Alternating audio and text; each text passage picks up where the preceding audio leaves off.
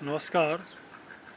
कल हमने अध्ययन किया था पाठ्यक्रम निर्माण के सिद्धांतों का, और उसी क्रम में आज हम अध्ययन करेंगे पाठ्यक्रम के निर्माण के निर्धारक तत्व या आदर्शवाद, प्रकृतिवाद, प्रयोजनवाद और यथार्थवाद के अनुसार पाठ्यक्रम। पाठ्यचर्या निर्माण के निर्धारक तत्व निम्न हैं। सबसे पहले आदर्शवाद के अनुसार पाठ्यक्रम। आदर्शवाद के अनुसार पाठ्यक्रम में आध्यात्मिकता का प्रभाव अधिक होना चाहिए। वे विस्तृत पाठ्यक्रम में विश्वास करते थे। आदर्शवाद के अर्थ और शिक्षा के उद्देश्यों को देखने से स्पष्ट हो जाता है कि वे आध्यात्मिक पक्ष पर ही बल देते थे। इसीलिए पाठ्यक्रम में भी इनसे संबंधित विषयों पर ही बल देते थे। आदर्शवादी आदर्श और महत्वपूर्ण विचारकों के अध्ययन में काफ़ी बल देते थे। बुबरेकर के अनुसार जिस संसार में बालक रहता है उसे स्वरूप प्रदान करने वाले विचार यदि निश्चित और अंतिम है तो यह भी उनकी शिक्षा की आवश्यक सामग्री है। निसंदेह इन्हें पाठ्यक्रम का मेरुदंड कहा जा सकता है। आदर्शवादियों ने सत्यम, शिवम और शुद्रम मूल्यों की अनुभूति को शिक्षा का आधार माना है। अतः इन मूल्यों की प्राप्ति में भी जो पाठ्यक्रम सहायता करे वही पाठ्यक्रम छात्रों को पढ़ाने के पक्ष में आदर्शवादी हैं।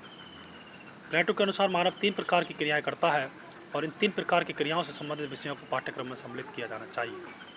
टीपी नन ने पाठ्यक्रम को 2 भागों में विभाजित कर मानवीय क्रियाओं के आधार पर ही बल दिया है। पाठ्यचर्या रॉस के अनुसार भी मानवीय क्रियाएं 2 प्रकार की हैं और इससे संबंधित पाठ्यक्रम रखा जाना चाहिए। सभी आदर्शवादियों के विचारों को देखने से स्पष्ट हो जाता है कि सभी ने आध्यात्मिकता पर अधिक बल दिया है।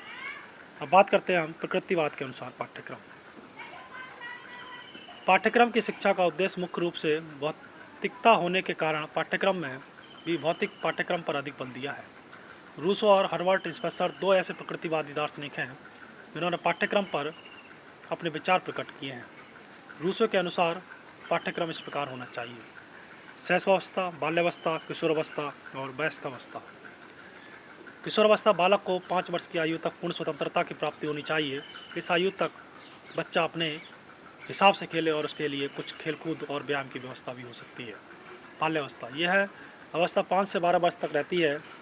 इसमें बच्चों के लिए दौड़ना, तैरना, यात्रा, तोलना, मापना, सीखना, ऊंची कूद और लंबी कूद आदि की व्यवस्था की जानी चाहिए। किशोरावस्था यह अवस्था 12 से 15 वर्ष तक होती होगी। इसमें स्वक्रियाओं द्वारा सीखने की व्यवस्था होगी। साथ ही कुछ स्वयं के अनुभव के कुछ विषय सम्मिलित की जा सकते हैं, जैसे भूगोल, नक्षत्र ज्ञान, कृषि, हस्तोद्योग आदि। वयस्कावस्था यह आयु 15 से 20 वर्ष तक रहती है। इसमें बच्चों को भौतिक शिक्षा की शिक्षा दी जा सकती है।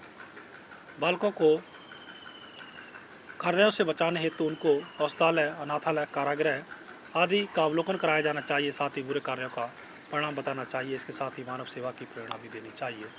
रूसो की यह सारी व्यवस्था अनौपचारिक है। अनौपचारिक के प्रभाव के कारण यह सारी क्रिया शिक्षा व्यवस्था सैद्धांतिक रह गई।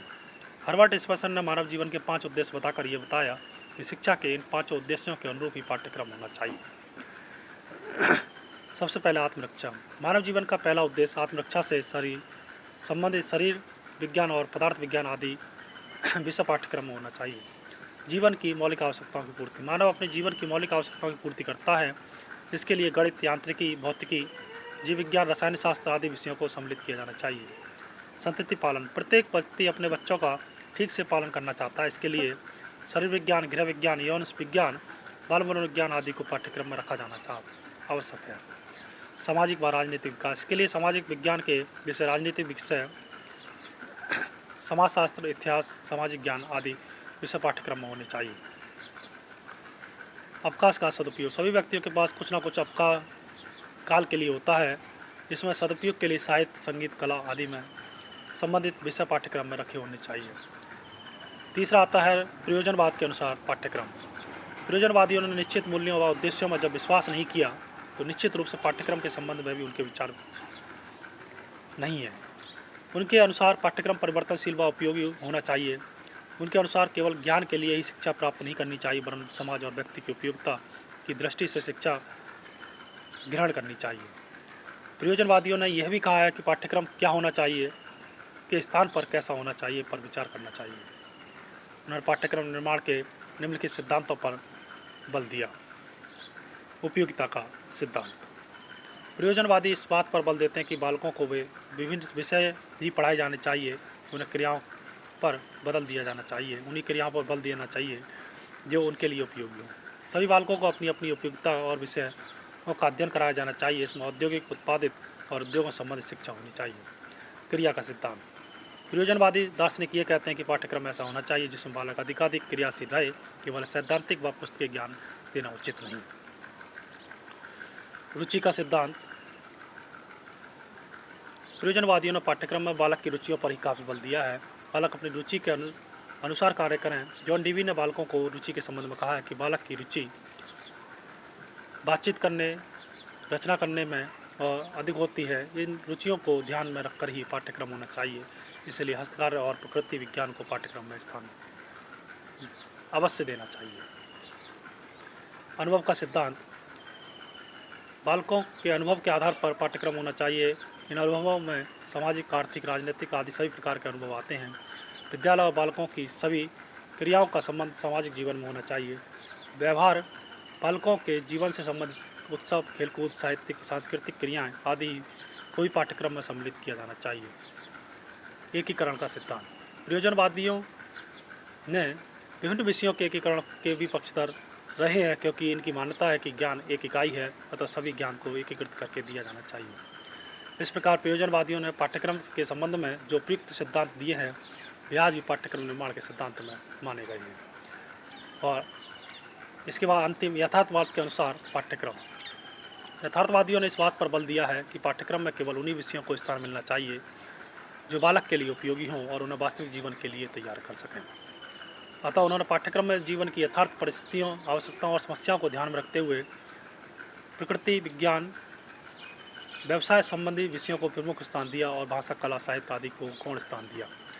ध्यान देने की बात है कि ये यथार्थवादियों ने पाठ्यक्रम में 25-30 विषयों को स्थान दिया है। उन्होंने बालकों को अपनी रुचि के अनुसार विषय छांटने की स्वतंत्रता भी प्रदान की है।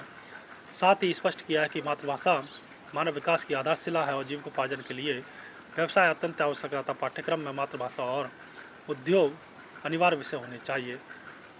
यथार्थवादी पाठ्यक्रम की रूपरेखा।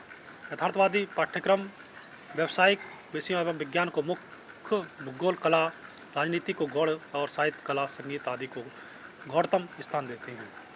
इसके अलावा वे पाठ्यक्रम के अंतर्गत मातृभाषा को भी प्रमुख स्थान देते हैं, क्योंकि इसके अनुसार वह बालकों के व्यक्तित्व के विभिन्न पहलुओं के विकास की आधारशिला है।